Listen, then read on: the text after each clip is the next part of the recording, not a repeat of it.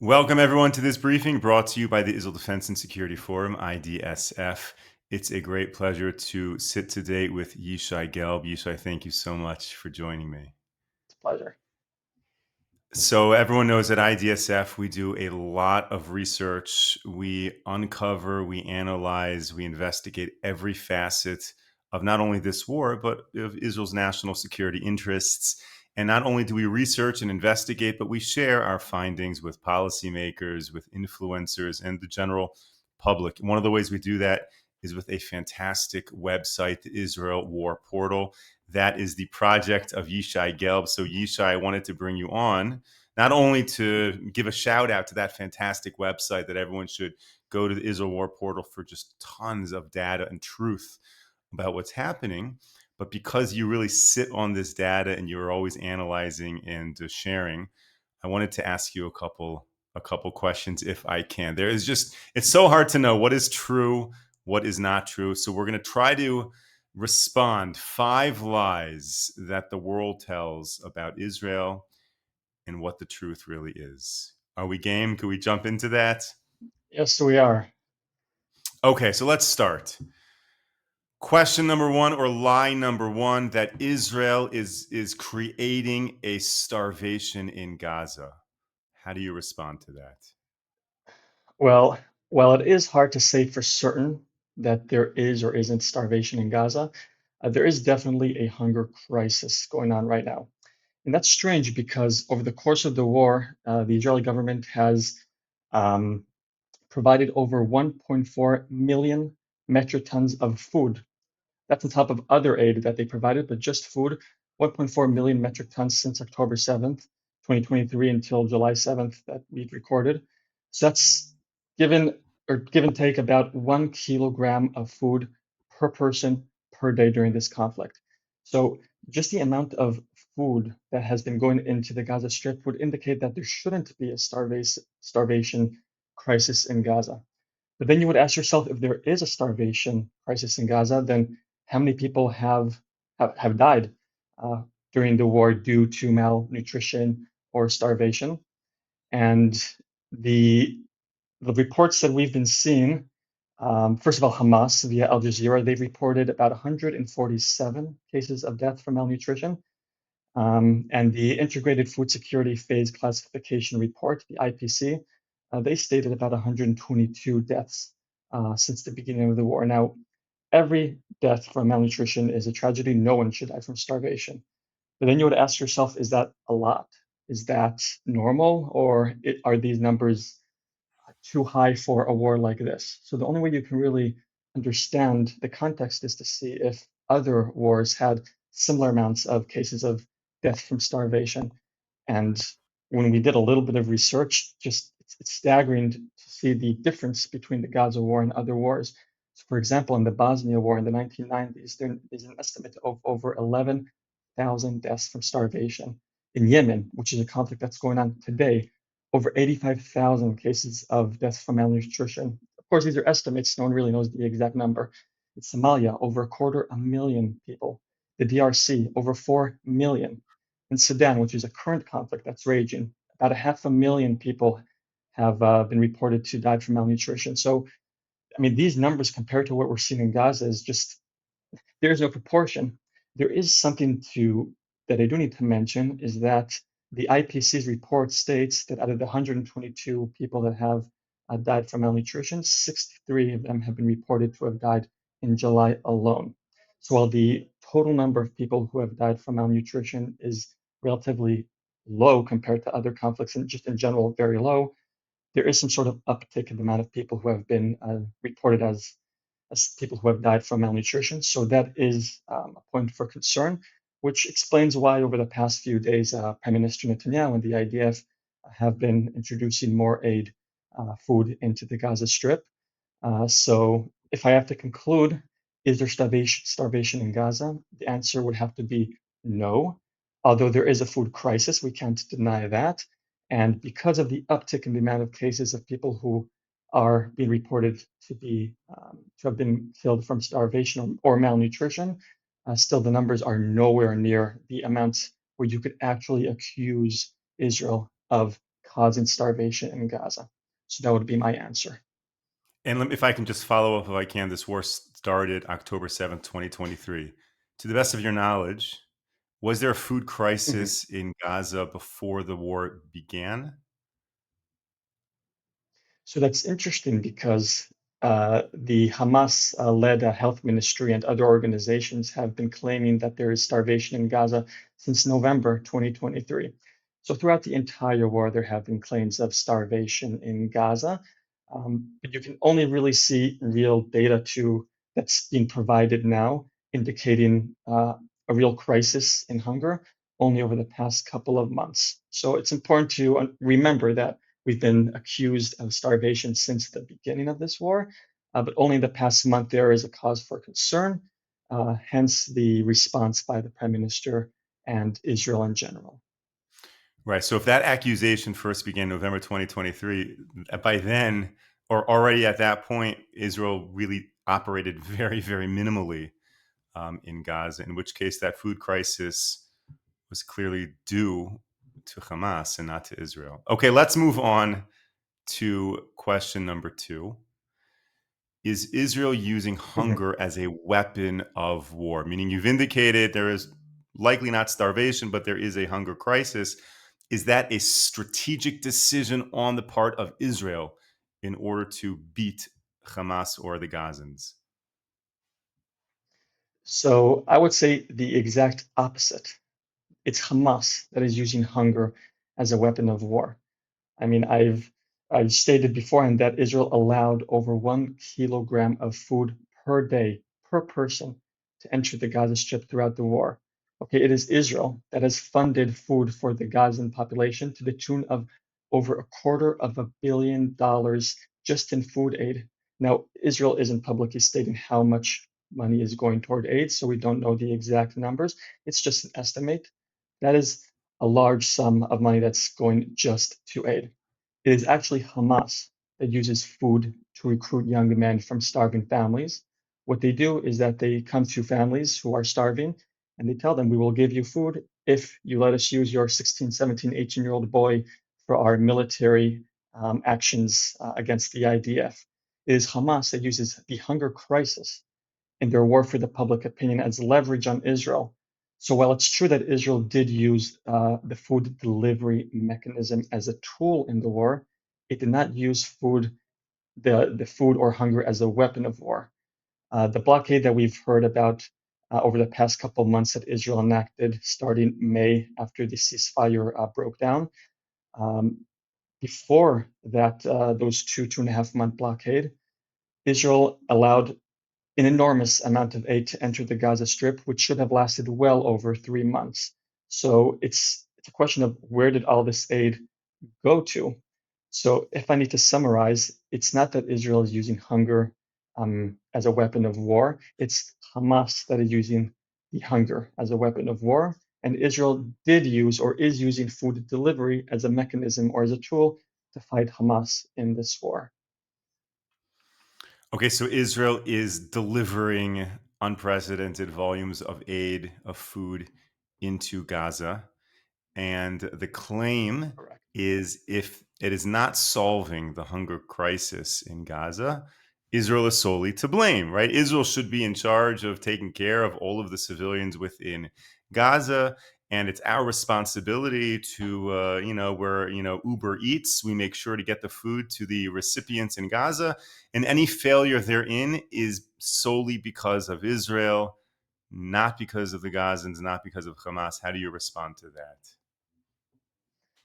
Well, I mean, there's always two sides to this story, but there is no doubt that Hamas uses the hunger of the Palestinians as a tool for their main goal, which is to damage the reputation of Israel around the world. And it is horrific, the images and the videos that we see pouring out of the Gaza Strip. It's hard for anybody to see those images. But the manipulation that's being used and the using of the Palestinians as a tool to shape this narrative against Israel is horrific.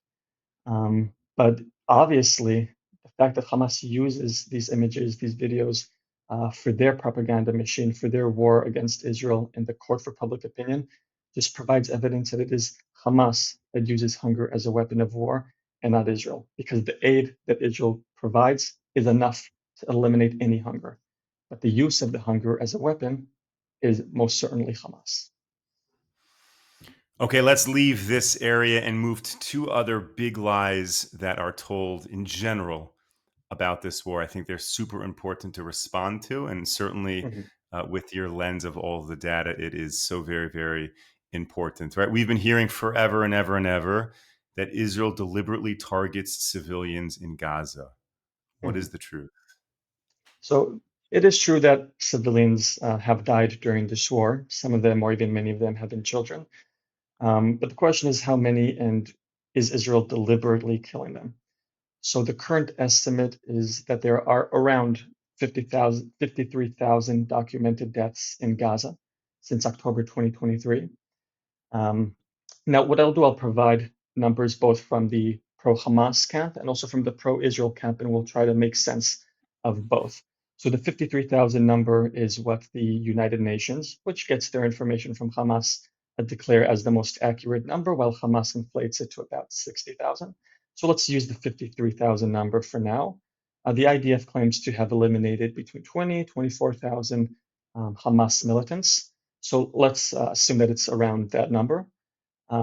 Out of the remaining deaths, there are about 7,000 deaths from natural causes. Of course, during war, it's not that people stop dying from natural causes. Obviously, people still die from old age or from sickness or from other reasons. So we have to reduce that from the final number. So that leaves around 20 to 25,000 civilians that were killed in the war actions. Now, that leaves us a ratio of about 1.25 civilians for every one combatant. So now the question that we must ask, is that a proportion that would be normal or abnormal for this type of war? Because if the ratio is higher than any other war, then you could say that Israel is deliberately targeting civilians in Gaza. But if Israel falls in the ratio that is, I would say, common for urban warfare, then you can't make the claim that Israel is deliberately killing civilians. So from other wars that we've investigated, the Vietnam War, where the Americans were fighting guerrilla fighters in Vietnam, the ratio was around 1.8 civilians for every one combatant. In World War II, a very large war, about 3.5 civilians for every one combatant. In the Congo War, it was 9 civilians for every one combatant. In the Rwanda genocide, it was 20 civilians for every one combatant. If we're talking about the claim about genocide that Israel is conducting in the Gaza Strip, I mean, the numbers are nowhere near genocidal numbers. So the estimate is that the typical urban warfare ratio for civilian to casualty, civilian to military casualties is about 50 to 75%, meaning 1 to 1 or 3 to 1. That's the range. So Israel falls well within the normal range of the ratio, 1.25 to 1. And this is taking into account the horrific, deliberate strategy of Hamas to use civilian deaths as a tool of war against Israel in the battle for public opinion. So if I have to summarize the claim or the lie that Israel is deliberately targeting civilians in Gaza, while there are civilians who are being killed, the ratio is completely within the unfortunate norm of the death toll in urban combat. I would say even better than most. And therefore, the claim that Israel is deliberately targeting civilians just doesn't hold water. Yishai, the final lie that we want to address right now, and this is one that is very much perpetuated, I think, here in Israel, is that Israel is continuing the war in Gaza solely for political reasons. How do you Okay, respond to that? so this one is difficult because there could be a bunch of reasons why Israel is continuing the war. The critics of Israel would say that Netanyahu personally is continuing the war for his political survival or because of his personal issues. Some would say that the government is afraid of the day after and don't want to get to the reckoning of the aftermath of the war. So those are what the critics of Israel would say. But there are obviously additional reasons for the reason that this war has been prolonged and is continuing. First of all, the hostages. Hamas will not release those hostages if there is no military pressure applied. There is no incentive for them to give up on the hostages. It's the key to their survival. And the war can't end quickly like it ended in Lebanon or even in Iran because there weren't hostages there. We were able to conduct our military actions, finish the war, and get out. But with the hostages there, that is the main reason why this war is still going on. Only military pressure can bring to the release of these hostages. The second reason, of course, is security. No Israeli in their right mind will agree to live 10 kilometers, 7 miles from the Gaza Strip if Hamas remains in power. And that would be a terrible tragedy for Israel if a whole section of the Israeli territories would be uninhabitable because Hamas remains there and the security threat remains. So security is a major issue that this war is continuing. The second is, I would say the third reason is a message to other actors in the Middle East. This war has sort of become a proxy war. This Israel-Hamas war is sort of a proxy war for the two camps in the Middle East, the Sunni, more Western Arab states in the Middle East, and the Shia, more Muslim Brotherhood-leaning states who are siding with Hamas. The winner of this war will determine the balance of power between these nations. Now, there is a famous saying in the Middle East that goes that if you aren't invited to lunch, you are lunch, and that if your enemy doesn't fear you, then you should fear your enemy. It is vital, very critical, that Israel remains a high enough raft of fear between its enemies and itself in order to make sure that we don't need to fear our enemies to the tune that we did before October 7th. So those are the reasons why the war is continuing from Israel's side, but also there's reasons why Hamas is continuing this war, even if we would want this war to end. And first of all, it's to preserve their political relevance. Hamas has been in the news for nearly 2 years, and there's nothing better for them than to be relevant. As a political organization, you want to be in the conversation. So for Hamas, the longer this war continues, the better it is for their organization. The second is to undermine the Palestinian Authority. They want to prove to the Palestinians that their way, the way that they are conducting this conflict with Israel, is the correct way, as opposed to the Palestinian Authority, which conducts their warfare against Israel in other ways. So for Hamas, a victory in this war, the prolonging of this war, is essential for their undermining of the Palestinian Authority. The third is also regional leverage. The longer this war goes on, the more leverage Hamas has over Israel because of the international pressure that is on Israel. Every day that goes by, unfortunately, Hamas's stance in the world stage isn't harmed. It's Israel's stance that is harmed, and they hope to convert this pressure into diplomatic and political gains. And that is one of the biggest fears that we as Israelis have during this war is to have Hamas win politically at the end of this war. So those I would say are the reasons that this war is continuing. While some could say that there are political motives, and there are, I would say that the scale tips in favor of the more pragmatic reasons that this war is continuing.